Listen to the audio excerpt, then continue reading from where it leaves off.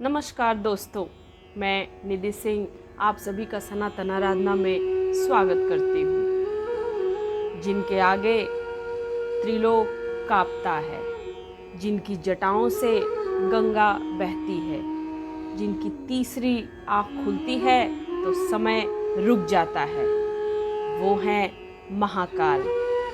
और महाकाल वो हैं जिनके आगे काल भी नतमस्तक हो गया।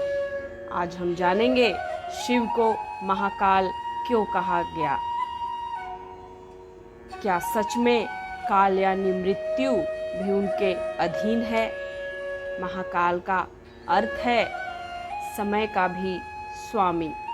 काल यानी समय, जो हर किसी को अपने चक्र में बांध लेता है। लेकिन महाकाल वही है जो स्वयं काल के भी नियंता है।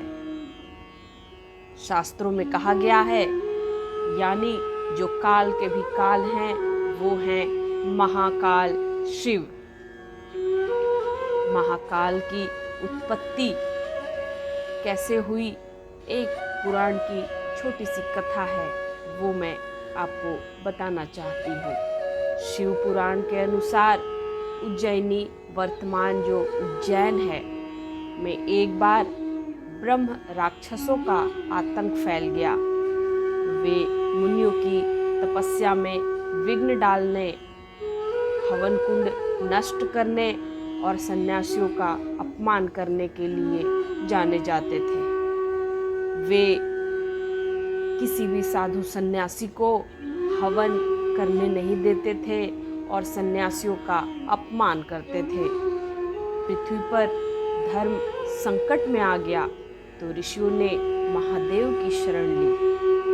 तब शिव प्रकट हुए, भयंकर प्रचंड अग्नि ज्वाला से युक्त रूप में, और वहीं से जन्म हुआ महाकाल रूप का। उन्होंने एक क्षण में उन राक्षसों को भस्म कर दिया। तभी से उज्जैन को महाकाल की नगरी कहा जाने लगा। काल पर विजय का जो प्रतीक है वो है महाकालेश्वर ज्योतिर्लिंग। उज्जैन में स्थित महाकालेश्वर ज्योतिर्लिंग ही वह पवित्र स्थान है जहाँ शिव ने काल पर विजय प्राप्त की। एकमात्र ऐसा शिवलिंग जो दक्षिण मुखी है, यानी मृत्यु और यमराज की दिशा में मुख करके विराजमान है। ऐसा माना जाता है जो सच्चे मन से महाकाल की आराधना करता है उस पर मृत्यु भी दया करती है, क्योंकि उसका रक्षक स्वयं महाकाल होता है। अब जानेंगे, क्या शिव अमर हैं? क्या शिव मृत्यु से परे हैं? तो हाँ, मृत्यु एक सामान्य नियम है, लेकिन शिव एक सिद्धांत है। वो शरीर नहीं, चेतना है। वो समय नहीं, समय से परे हैं।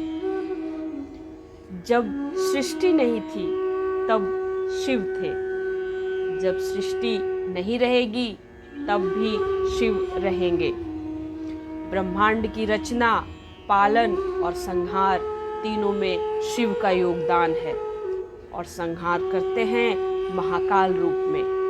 काल जो खा जाने वाला है वह है महाकाल। शिव जो तांडव करते हैं वो क्या है? जब शिव तांडव करते हैं तो वो केवल नृत्य नहीं होता, वो होता है काल का विनाश, पाप का नाश और पुनर्जन्म की तैयारी। उनके डमरू की ध्वनि ब्रह्मांड में कंपन पैदा करती है। उनके कदमों की गति समय को आगे बढ़ाती है, और जब उनका तांडव विकराल रूप लेता है तो काल थम जाता है, मृत्यु भी रुक जाती है। भक्तों के लिए वरदान मृत्यु पर नियंत्रण कैसे होगा, आइए वो जानते हैं। कहते हैं महाकाल की सच्ची भक्ति करने वाले को मृत्यु का भय नहीं होता। जैसे भय नहीं होता, जैसे मार्कंडेय ऋषि को महाकाल ने मृत्यु से बचाया। भक्त रावण, भस्मासुर, अर्जुन, हनुमान जैसे वीर भी महाकाल के भक्त रहे। और जो भक्त प्रतिदिन ओम नमः शिवाय का जाप करता है, उसके लिए महाकाल जीवन के हर संकट को काल से पहले मिटा देते हैं। तो आप मंदिर जब आप मंदिर जाएं और महाकाल का नाम लें, तो केवल शिव नहीं, समय के स्वामी को पुकारते हैं आप। उनके चरणों में सिर झुकाने का मतलब है मृत्यु को भी सर झुकाना। यही कारण है भक्त उन्हें कहते हैं काल भी जिनके सामने नतमस्तक हो गया, वो हैं मेरे महाकाल। जिनके नाम से थर्राता है, जिनकी दृष्टि से ब्रह्मांड कांपती है, जिनके चरणों में मृत्यु भी शरण लेती है, वो हैं महाकाल, वो हैं शिव। तो सावन में सभी लोग शिव की साधना का संकल्प जरूर लें और साधना जरूर करें।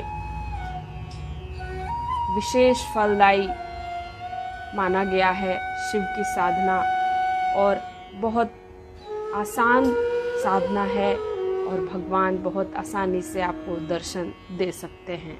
तो अगर आप लोग बोलेंगे कि मैं शिव साधना पर एक वीडियो बनाऊं, तो मैं नेक्स्ट वीडियो उस पर बना दूंगी। तो आप लोग चैनल को सब्सक्राइब करें, लाइक करें और ज़्यादा से ज़्यादा लोगों तक पहुंचाएं। वीडियो को बहुत ज़्यादा लोगों तक शेयर करें। धन्यवाद।